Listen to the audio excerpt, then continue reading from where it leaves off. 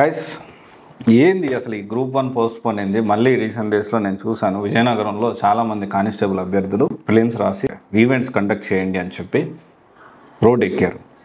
వచ్చిన నెల రోజుల్లోనే మీకు హామీ ఇచ్చారు గవర్నమెంట్. వచ్చిన నెల రోజుల్లోనే మీకు ఎట్టి పరిస్థితుల్లో మీకు ఈవెంట్స్ కండక్ట్ చేస్తాము, పోస్టింగ్స్ ఇచ్చేస్తామని హామీ ఇచ్చారు. ఆల్రెడీ 100 రోజులు అవుతుంది.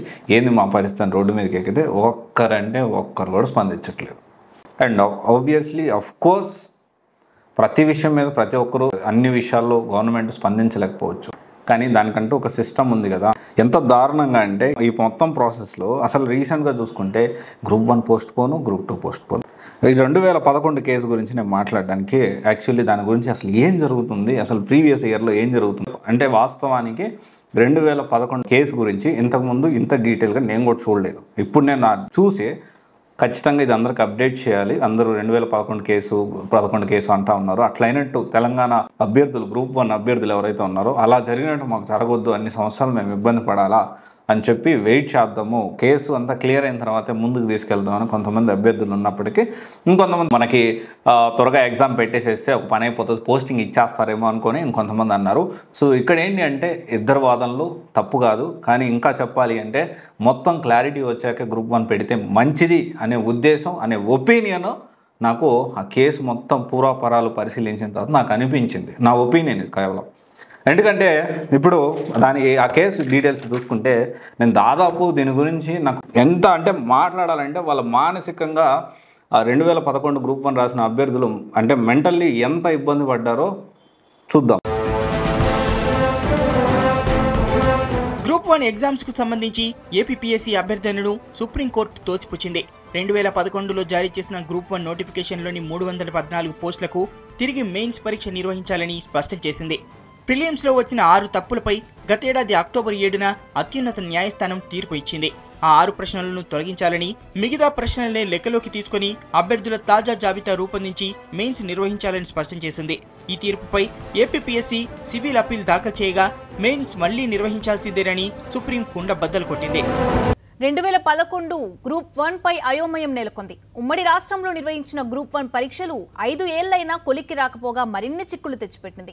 ఇప్పటికే ప్రిలిమ్స్, మెయిన్స్, ఇంటర్వ్యూలు నిర్వహించారు. ఫలితాల కోసం ఆశగా ఎదురు చూస్తున్న 606 మంది అభ్యర్థుల పరిస్థితి ఆగమ్య గోచరంగా మారింది.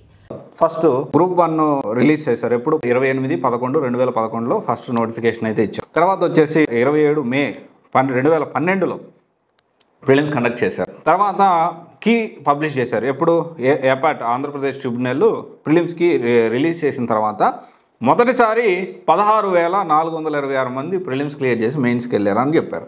అండ్ 3 సార్లు అంటే తప్పు క్వశ్చన్స్ వచ్చాయి అది ఇది అని చెప్పి మళ్ళీ మార్చి ఫస్ట్ 3 సార్లు మారింది. ఫస్ట్ 845 మంది ఇన్ఎలిజిబుల్, అంటే ఈ 16,426 మందిలో 845 మంది ఎలిజిబిలిటీ లేదని తీసేసి కొత్తగా మళ్ళీ 1,201 మంది మీరు ఎలిజిబిలిటీ అని చెప్పి వాళ్ళు మళ్ళీ కొంతమంది యాడ్ చేశారు. అండ్ సెకండ్ టైం ఏం జరిగింది, 16,428 మైనస్ 845 ప్లస్ 1,201 కలిపితే మళ్ళీ 16,782 మంది మెయిన్స్ క్వాలిఫై అయ్యారు. అండ్ తర్వాత అంటే ప్రిలిమ్స్ క్వాలిఫై మెయిన్స్కి వెళ్ళారు. మళ్ళీ ఏమైంది, 184 ఈ 85 అంటే ఎవరైతే 845 మందిని మీరు ఎలిజిబుల్ కాదు అని తీసేశారో వాళ్ళల్లో మళ్ళీ 184 స్టూడెంట్స్ మళ్ళీ యాడ్ చేశారు.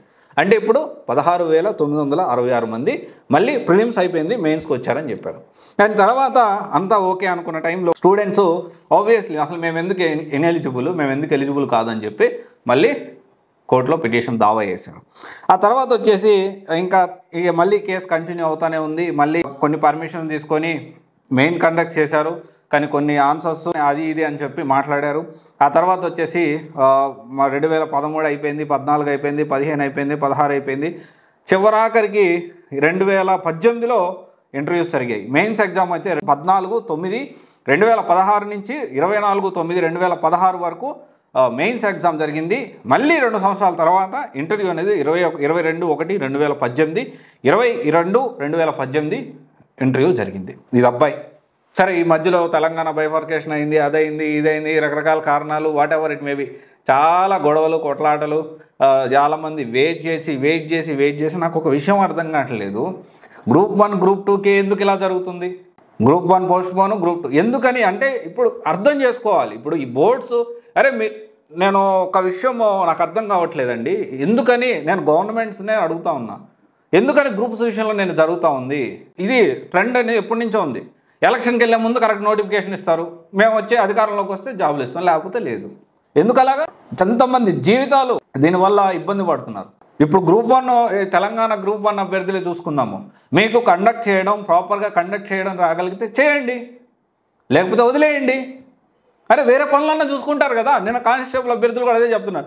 అరే నాయన కష్టపడ్డాము, ఇంకా హోప్ అనేది ఉంటుంది. అరే అయితే అవుతుంది, లేకపోతే అదిగో మాకు కాలేదు రాబాయ్, మేము ఇంకోటి ఏదో బతుకు తెరు చూసుకుంటారు.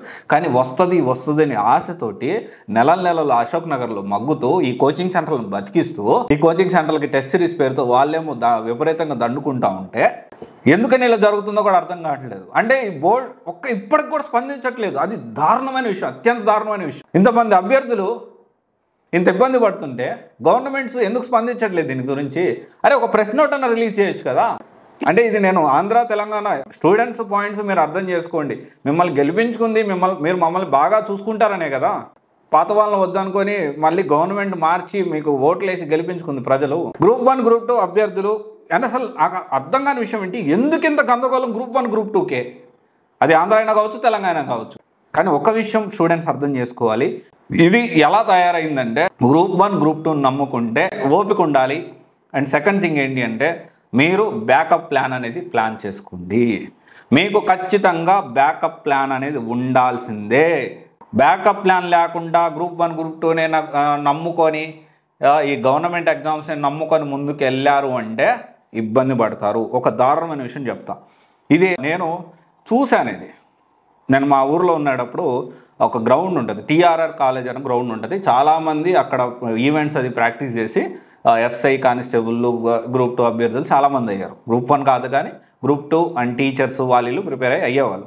అయితే సంవత్సరాల తరబడి ప్రిపేర్ అయ్యి తర్వాత ఎంతమంది ఆటో డ్రైవర్గా, ఎంతమంది కార్ డ్రైవర్గా, ఫైనాన్స్ శ్రీరామ్ ఫైనాన్స్ అని ఆ ఫైనాన్స్ అని చిన్న ఉద్యోగాలు చేసుకుంటూ డిగ్రీలు చేసి MBAలు చేసి ఇలాగ ఎంతమంది జీవితాలు ఖరాబ్ అయినాయో, ఎంతమంది జీవితాలు పాడు చేసుకున్నారో నేను కళ్ళారా చూశాను.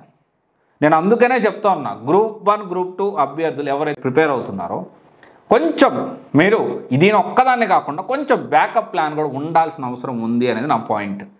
గవర్నమెంట్స్ని నమ్ముకొని నోటిఫికేషన్ వస్తుంది అంటే నాకు జాబ్ వస్తుంది కాదనట్లేదు, కానీ అట్ ద సేమ్ టైం ఇలాంటివి కూడా జరుగుతూ ఉంటాయి. ఎక్కడ 2011, ఎక్కడ 2018? ఎంత దారుణమైన విషయం ఇది. మీరు అందరూ ఆలోచించాలి. మీ ఆలోచించకుండా ఇదే పట్టుకొని ఈ సందిగ్ధంలోనే తెలియకుండానే నెలలు సంవత్సరాలు గడిచిపోతాయనే విషయం అస్సలు మర్చిపోవద్దు. మారరు, గవర్నమెంట్స్ ఇలాగే ఉంటాయి. గవర్నమెంట్స్ని నమ్ముకుంటే మనం ఏదో చేస్తారని మనం అనుకోవడం ఏమో మరి నాకైతే ఇదే అనిపిస్తుంది ఇదంతా చూసిన తర్వాత. అరే ఇంత ఒక పబ్లిక్ ఏదైతే బ్యూరోక్రాట్స్ని తయారు చేసి ఈ సొసైటీలో ఇలాగ అసలు దాన్ని ఎంత జాగ్రత్తగా కండక్ట్ చేయాల్సిన అవసరం ఉంది? ఇంత అశ్రద్ధ, ఇంత నిర్లక్ష్యమా? సో మనం దాని గురించి మనం ఎంత మాట్లాడుకున్నా కంఠశ్వాస తప్ప ఇది మ్యాక్సిమం ఒక 1000 మందికో రీచ్ అవుద్దాం, ఒక 500 మందికో లేదా ఒక 200 మంది ఈ వీడియో చూస్తారని నాకు తెలియదు. కానీ గ్రూప్ 1 గ్రూప్ 2 గుర్తుపెట్టుకోండి, అభ్యర్థులు ప్రతి ఒక్కరూ కూడాను బ్యాకప్ ప్లాన్ పెట్టుకోండి. అంతకుమించి ఏం చెప్పలేను నేను. బ్యాకప్ ప్లాన్ పెట్టుకోండి ప్రాపర్గా. దీన్నే నమ్ముకుంటే మాత్రం మీ కెరీర్ అనేది ప్రమాదంలో పడుతుంది. దాని తర్వాత ఏదో ఒక అరకొర చాలని బతుకులతో బండి ఈడ్చాల్సి వస్తుంది, మన జీవితాన్ని ముందుకు తీసుకెళ్లాల్సి వస్తుంది. సో ఆలోచించండి, బ్యాకప్ ప్లాన్ పెట్టుకోండి. Thank you. This is Raj signing off.